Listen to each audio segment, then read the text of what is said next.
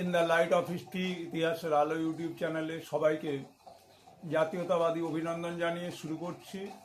আমাদের ভারতবর্ষের যে সমস্ত দেশীয় রাজ্যগুলো ছিল সেই দেশীয় রাজ্যগুলোকে ভারতবর্ষের সঙ্গে অন্তর্ভুক্ত করার জন্য সর্দার বল্লভভাই প্যাটেল কী ধরনের উদ্যোগ নিয়েছিলেন। 2027 সালের মাধ্যমিক পরীক্ষার্থীদের শুভেচ্ছা জানিয়ে যে সমস্ত দেশীয় রাজ্য ছিল ভারত স্বাধীন হওয়ার পর সেগুলোকে ভারতীয় ইউনিয়নের অন্তর্ভুক্তিকরণের জন্য স্যার সর্দার বল্লভভাই প্যাটেল তার উদ্যোগ অবশ্যই এক কথায় প্রশংসনীয় বললে ছোট করা হবে। শুরু করা যাচ্ছে যে the order to maintain the unity and integrity of the country, the government of India decided to integrate all the native states in Indian Union under the leadership of Patel.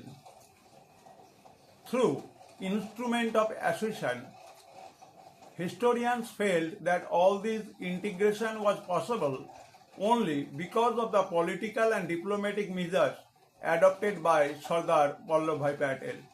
He followed the policy of carrot and stick, quote unquote. Vallabhbhai Patel followed the policy of carrot and stick for annexation. Thus, he has been named as the Iron Man of India. ভারতবর্ষের স্বাধীনতার পর যে সমস্ত দেশীয় রাজ্যগুলো ছিল সেগুলোকে ভারতীয় ইউনিয়নের অন্তর্ভুক্ত করাটা একটা বিরাট বড় চ্যালেঞ্জ ছিল দেশের একতা এবং সার্বভৌমত্বের প্রশ্নে। ভারত সরকার এই জন্য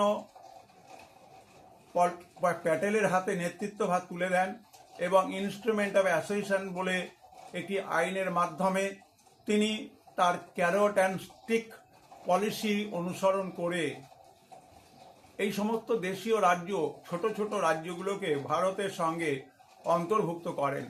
এই জন্য প্যাটেল স্যারকে আয়রন ম্যান অফ ইন্ডিয়া বা লৌহ মানব বলা হয়।